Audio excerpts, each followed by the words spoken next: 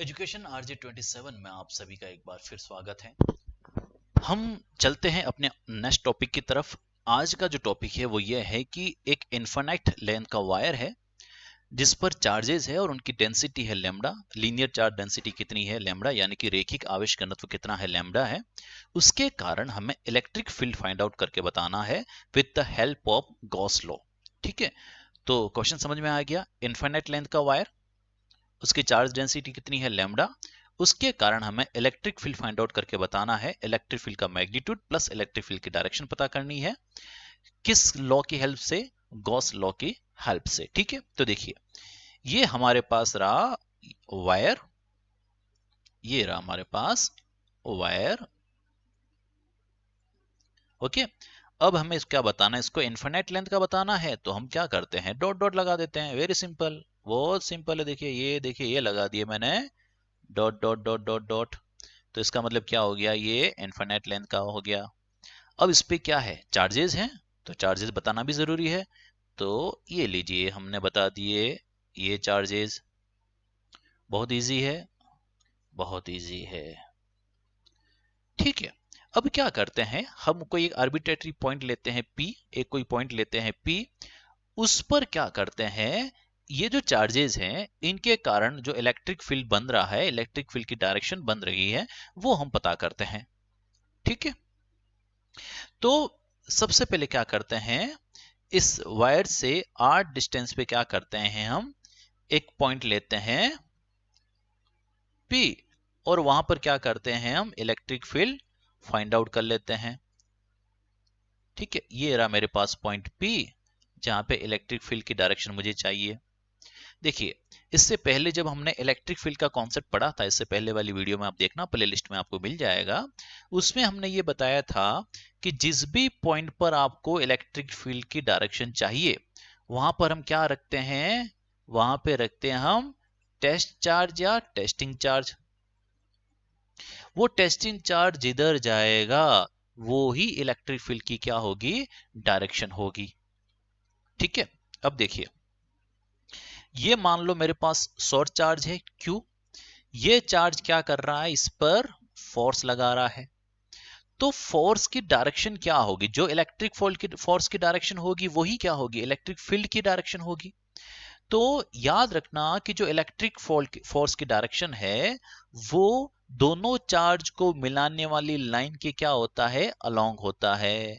ये लाइन मिला रही दोनों चार्ज को, तो फोर्स किधर होगा? इधर होगा। ये चार्ज अगर यहां पे होता तो ये लाइन मिला रही दोनों चार्ज को, तो डायरेक्शन क्या होती? ये वाली होती। समझ में आई इतनी से बात आपको? तो कोई पूछे कि भाई इलेक्ट्रिक फील्ड लाइंस किसको बताती है, तो इलेक्ट्रिक फील्ड लाइंस बताती है इलेक्ट्रिक फोर्स को बताती है। तो इलेक्ट्रिक फोर्स अगर है तो फोर्स की डायरेक्शन होगी, तो फोर्स की डायरेक्शन क्या होगी? तो हम ये कहेंगे कि जिस चार्ज पे फोर्स लग रहा है और जो चार्ज फोर्स लगा रहा है, उन दोनों को जो लाइन मिला रही है उस लाइन के अलोंग क्या होगी? उस इलेक्ट्रिक फील्ड की डायरेक्शन, या यूं कहें इलेक्ट्रिक फोर्स की डायरेक्शन होगी। तो जब जिस भी पॉइंट पर आपको इलेक्ट्रिक फील्ड की डायरेक्शन चाहिए, तो वो पॉइंट और जो शॉर्ट चार्ज फोर्स लगा रहा है, उन दोनों को मिलाते हुए हमें एक लाइन ड्रॉ करनी है, और वही लाइन क्या बताएगी हमें? इलेक्ट्रिक फील्ड की डायरेक्शन। यहां तक समझ में आई बात आपको? ठीक है, अब देखिए, मान लो यहां पर हमारे पास क्या है? शॉर्ट चार्ज है। वो शॉर्ट चार्ज इस टेस्ट चार्ज पर क्या लगाएगा? फोर्स लगाएगा। उस फोर्स की डायरेक्शन क्या होगी? अलोंग दिस लाइन, इस लाइन के अलोंग होगी, अनुदिश होगी। और वो डायरेक्शन क्या होगी? इस तरफ होगी। कोई दिक्कत नहीं? बहुत अच्छा। अब क्या हम ये कह सकते हैं कि इस P पॉइंट पर ये रिमेनिंग चार्ज फोर्स नहीं लगाएंगे? हमने कहा बिल्कुल लगाएंगे। तो उनकी डायरेक्शन क्या होगी? तो उसके लिए क्या करते हैं? हम यहां पे दो सेगमेंट, दो एलिमेंट ले लेते हैं वायर के। इन दोनों एलिमेंट के कारण क्या करते हैं? हम P पॉइंट पर नेट इलेक्ट्रिक फील्ड की डायरेक्शन देखेंगे। वो जो डायरेक्शन आएगी वो हम ये मान के चलेंगे कि जब ये दो एलिमेंट से लगने वाले फोर्स की डायरेक्शन इस डायरेक्शन में है, तो रिमेनिंग एलिमेंट भी क्या करेंगे? सेम डायरेक्शन में ही फोर्स लगाएंगे। तो हम पूरे वायर की क्या करते हैं? इलेक्ट्रिक फील्ड की डायरेक्शन पता कर सकते हैं। क्लियर मैटर है? ठीक है। दूसरी बात, एक बार जब हम P पॉइंट पर नेट इलेक्ट्रिक फील्ड की डायरेक्शन पता कर देंगे तो फिर हम ये कहेंगे कि ये P पॉइंट यहाँ पे भी हो सकता है, यहाँ पे भी हो सकता है, यहाँ पे भी हो सकता है, पीछे भी हो सकता है, आगे भी हो सकता है, कहीं पे भी हो सकता है। तो इस P पॉइंट पर हम क्या करेंगे, इलेक्ट्रिक फील्ड की डायरेक्शन पता कर सकते हैं और वो क्या रहेगी, सेम रहेगी। ठीक है, कोई दिक्कत यहाँ तक? कोई दिक्कत नहीं। चलें आगे, तो चलते हैं आगे। देखिए, तो सेंटर से तो क्या मिल गई मुझे, इलेक्ट्रिक फील्ड की डायरेक्शन मिल गई जो इस पैटर्न में होगी, लेकिन रिमेनिंग चार्ज जो है उनकी डायरेक्शन क्या रहेगी जो हमें पता करना है। उसके लिए क्या करते हैं, हम दो एलिमेंट बनाते हैं और उस दोनों एलिमेंट के कारण जो नेट इलेक्ट्रिक फील्ड की डायरेक्शन आएगी वो क्या रहेगी, बाकी एलिमेंट के लिए भी सेम रहेगी। तो हम ये कह सकते हैं कि पूरा वायर जो है उस पर जो चार्जेस है उनके कारण बनने वाला इलेक्ट्रिक फील्ड की डायरेक्शन क्या होगी जो हमें पता चल जाएगी। ठीक है, कोई दिक्कत? कोई दिक्कत नहीं। ठीक है, मान लो ये शॉर्ट चार्ज है और ये टेस्ट चार्ज है, तो हमें क्या करना है, दोनों चार्ज को मिलती हुई एक लाइन बनाएंगे और वो ही लाइन क्या बताएगी, फोर्स की डायरेक्शन, इलेक्ट्रिक फील्ड की डायरेक्शन। कोई दिक्कत? कोई दिक्कत नहीं। चलें आगे। ठीक है, देखिए,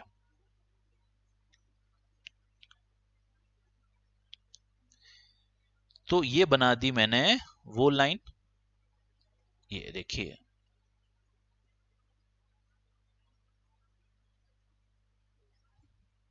ठीक है, ये बता रहा है मुझे इलेक्ट्रिक फील्ड की डायरेक्शन कौन से एलिमेंट के कारण, A1 के कारण। कौन से एलिमेंट के कारण, A1 के कारण। और यहाँ पे एलिमेंट कौन सा मेरे पास, A2 के कारण। तो ये क्या मिल गई मुझे, E1 लिख दूं। ठीक है, अब ये दूसरा वाला एलिमेंट जो है वो कितना फोर्स लगा रहा है जो हमें देखना है, और उस फोर्स की डायरेक्शन क्या होगी, उस फोर्स की डायरेक्शन होगी ये वाली। ठीक है, उस फोर्स की डायरेक्शन क्या होगी, ये वाली, और इसका नाम क्या रख दें हम, E2। कोई दिक्कत यहां तक? कोई दिक्कत नहीं। तो हमें एलिमेंट A1 के कारण जो डायरेक्शन मिल रही थी इलेक्ट्रिक फील्ड की वो भी पता चल गई, A2 के कारण मिल रही है वो भी हमें पता चल गई। कोई दिक्कत बोलो यहां तक? कोई दिक्कत नहीं। ठीक है, अब देखिए, हमें पता है कि वेक्टर की डायरेक्शन या तो किस में होगी, एक्स में होगी, वाई में होगी, या फिर कहां होगी, जेड में, यानी कि अंदर तरफ होगी, या कहां होगी, प्लेन के बाहर की तरफ। लेकिन जब कोई वेक्टर एक्स में भी है और वाई में भी है तो हम क्या करते हैं, उसको दो कंपोनेंट में क्या करते हैं, डिवाइड कर लेते हैं। एक कंपोनेंट क्या होगा, एक्स की तरफ होगा, और एक कंपोनेंट क्या होगा, वाई की तरफ होगा। तो सेम यहां पे हमें करना है, क्योंकि ये जो दोनों इलेक्ट्रिक फील्ड मिले हमें E1 और E2, ये एक्स में भी है और वाई में भी है। इसके लिए हम क्या करते हैं, इसको एक्स और वाई में डिवाइड कर लेते हैं। कैसे, देखिए, ये E1 हमारे पास है, E1 वाइट। ठीक है, तो देखो E2 E1 का एक एलिमेंट तो ये वाला होगा x की तरफ, और एक एलिमेंट जो होगा वो किधर होगा, y की तरफ। जो x की तरफ होगा, जो एंगल बनाता है वो कौन सा होता है, cos। तो ये क्या हो जाएगा मेरे पास, E1 cos थीटा, और ये क्या हो जाएगा मेरे पास, E1 sin थीटा।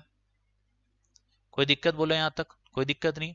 उसी तरह क्या करेंगे हम, E2 के भी क्या करेंगे, कंपोनेंट्स बनाएंगे।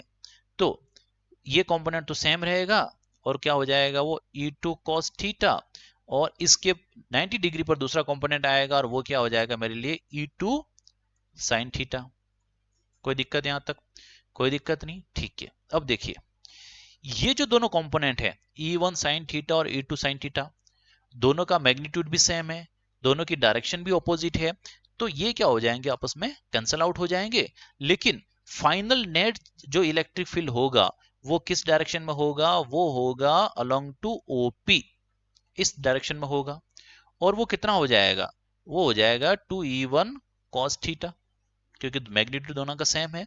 या यू ना भी कहें तो हम ये कहेंगे सिर्फ कि डायरेक्शन क्या रहेगी उसकी, अलोंग OP, इस डायरेक्शन में रहेगा। समझ में आई बात आपको? ठीक है, अब देखिए, ये P पॉइंट यहां है तो डायरेक्शन हमें इधर मिली। अगर ये P पॉइंट यहां होता तो डायरेक्शन हमें किधर मिलती, इधर मिलती। अगर ये P पॉइंट बाहर की तरफ होता तो डायरेक्शन बाहर की तरफ रहती, और P पॉइंट अगर अंदर की तरफ होता तो डायरेक्शन क्या होती, अंदर की तरफ होती। तो देखिए, ये जो इलेक्ट्रिक फील्ड मिल रहा है उसकी डायरेक्शन कैसी होगी, तो इलेक्ट्रिक फील्ड की डायरेक्शन होगी कुछ ऐसे, बताओ कि इस डायरेक्शन में इलेक्ट्रिक फील्ड रहेगा। समझ में आई बात? तो ये पी पॉइंट है मेरे पास, ये पी पॉइंट है यहाँ पर, ये पी पॉइंट है, ये पी पॉइंट यहाँ पर भी है, ये पी पॉइंट बाहर की तरफ, ये पी पॉइंट अंदर की, यानी कि सब डायरेक्शन में हमें क्या मिल रहा है? इलेक्ट्रिक फील्ड मिल रहा है। तो गॉस ने बोला कि जो इलेक्ट्रिक फील्ड मिल रहा है आपको, उसको क्या करना है? आपको एक गॉसियन सरफेस बनाकर क्या करना है? इसको कवर अप करना है, और फिर क्या करना है? फ्लक्स लगा के आपको फॉर्मूला बना के और आपको इलेक्ट्रिक फील्ड क्या करना है? फाइंड आउट करके बताना है। ओके, तो देखिए सिंपल सी बात है कि अगर मुझे इन सारे इलेक्ट्रिक फील्ड लाइंस को कवर अप करना है, तो जो गॉसियन सरफेस बनेगा उसका शेप कैसा होगा? तो ऑफ कोर्स सिलेंड्रिकल शेप होगा उसका। समझ में आई बात? अगर मुझे सबको कवर अप करना है तो किस शेप का मैं गॉसियन सरफेस बनाऊं तो ये सारी इलेक्ट्रिक लाइंस कवर अप हो जाए? तो सिंपल सी बात है, ये किस शेप का होगा? ये सिलेंड्रिकल शेप का होगा। समझ में आई इतनी से बात आपको? कोई दिक्कत? कोई दिक्कत नहीं, चलें आगे। ठीक है, तो देखिए अब क्या करते हैं हम, इलेक्ट्रिक फील्ड का पैटर्न तो पता चल गया इस डायरेक्शन में है। अब क्या करते हैं हम? इलेक्ट्रिक फील्ड का मैग्नीट्यूड पता करते हैं कि इलेक्ट्रिक फील्ड का मैग्नीट्यूड कितना होगा। तो उसके लिए क्या करते हैं? हम एक गॉसियन सरफेस बनाते हैं। तो सबसे पहले हम क्या करते हैं? वायर को ड्रॉ करते हैं वापस। ये हमारे पास वायर रहा, और ये क्या रहा? उसके चार्जेज।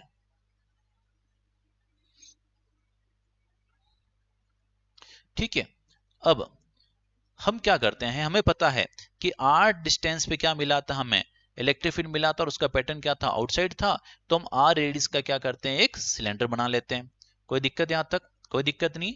क्यों? क्योंकि हमें क्या करना है? सारे इलेक्ट्रिक लाइंस को कवर अप करनी है। तो उसके लिए किस शेप का गॉसियन सरफेस बनाएंगे हम? सिलेंड्रिकल शेप का। तो कोई इशू है ही नहीं यहाँ पे तो हमारे पास। तो ये बना दिया मैंने, तो ये बना दिया हमने गॉसियन सरफेस। और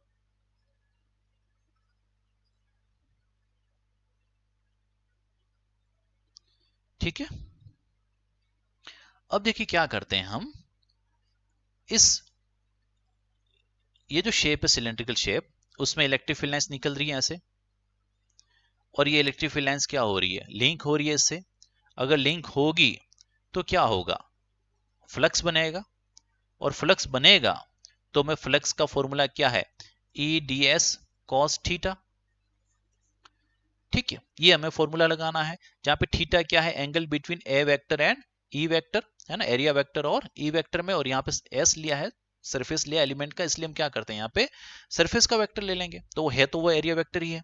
लेकिन देखो थीटा क्या हो रहा है? बदल रहा है। तो हम क्या करते हैं? इस शेप पर, गॉसियन सरफेस पर, वहां वहां एलिमेंट बनाएंगे जहां जहां पे एंगल बदल रहा है। तो देखिए कैसे, तो इधर देखिए आप, मैं बताता हूं आपको। ये तो देखो, यहां पे एक एंगल बदल रहा है ई और एस में, तो एक एलिमेंट मैंने यहां पे ले लिया। एक यहां पे बदल रहा है, तो एक एलिमेंट मैंने यहां पे ले लिया, इसका नाम क्या दे दिया हमने? S2। और एक डायरेक्शन यहां पे बदल रही है, एंगल यहां पे बदल रहा है, तो इसका नाम क्या रख दिया हमने? S3। अब देखिए S1 की डायरेक्शन क्या होगी? परपेंडिकुलर आउटसाइड एरिया वेक्टर की। और ये जो इलेक्ट्रिक फील्ड आ रहा है उसकी डायरेक्शन भी क्या रहेगी? सेम। तो एंगल कितना बन जाएगा यहाँ पे? 0 डिग्री। अब यहाँ पे देखिए, यहाँ पे S2 की डायरेक्शन क्या है? अपवर्ड। लेकिन इलेक्ट्रिक फील्ड की डायरेक्शन क्या है? आउटवर्ड, बाहर की तरफ। तो यहाँ पे एंगल कितना बनेगा? यहाँ पे एंगल बन जाएगा 90 डिग्री। और यहाँ पे भी सेम देखिए आप, यहाँ पे जो एरिया वेक्टर है वो किधर है? नीचे की तरफ।